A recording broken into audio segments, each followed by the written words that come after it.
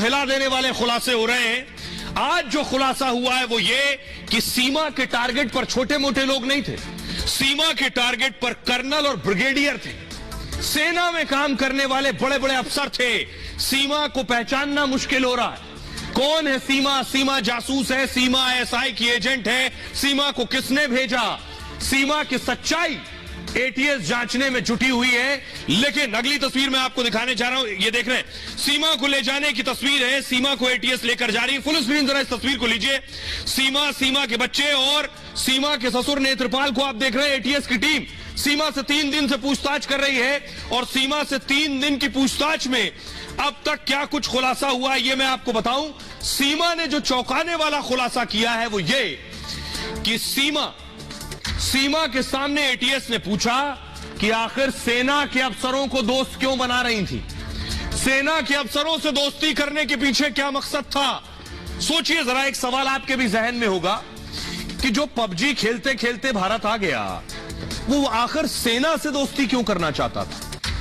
वो क्यों चाहता था कि सेना का कोई कर्नल, ब्रिगेडियर उसकी दोस्ती स्वीकार कर ले? ये रिपोर्ट देखिए।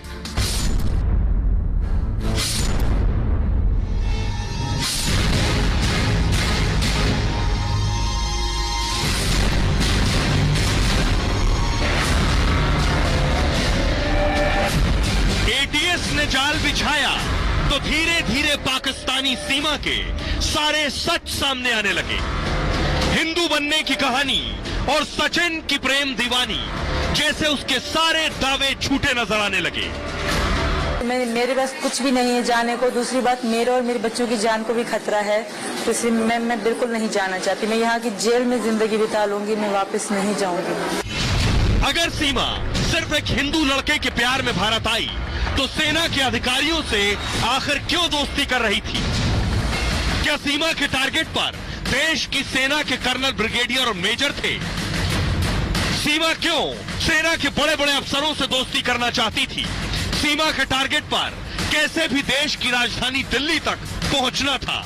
इसके लिए सीमा ने फर्जी अकाउंट बनाए, देश की सेना के कई अफसरों को दोस्ती की रिक्वेस्ट भेजी। एटीएस की पूछताछ में हर रोज सनसनीखेज खुलासे हो रहे हैं।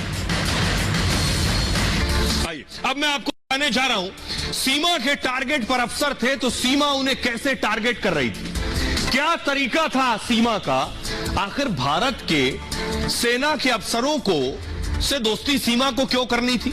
सीमा 5वीं पास है, 4 बच्चे पाकिस्तान के कराची में रहती हैं। अगर दोस्ती करनी है तो फिर पाकिस्तानी सेना के अफसरों से करें, उनके लिए जज्बा होना चाहिए। भारतीय सेना के अफसरों से दोस्ती क्यों करनी थी? सीमा हैदर को लेकर यह अब तक का सबसे सनसनीखेज खुलासा है। सीमा ने भारतीय सेना से जुड़े लोगों को फ्रेंड रिक्वेस्ट भेजी है, दोस्ती करने के लिए दरख्वास्त फेसबुक पर भेजी जाती है जैसे। यूपी एटीएस की जांच में यह जानकारी सामने आई और एटीएस ने सीमा के सोशल मीडिया अकाउंट खंगाले। सीमा ने जिनको रिक्वेस्ट भेजी थी उन अकाउंट की जांच हो रही है कि किस किस को रिक्वेस्ट भेजी गई, किसी ने एक्सेप्ट तो नहीं की है। क्या वो लोग वाकई सेना से जुड़े हुए हैं या केवल सेना की तस्वीर लगा रखी थी उन्होंने अपने पेज पर? ज्यादातर जासूस सेना के लोगों से संपर्क करते। पहले भी मैंने आपको बताया, डीआरडीओ और विदेश मंत्रालय के अधिकारियों से।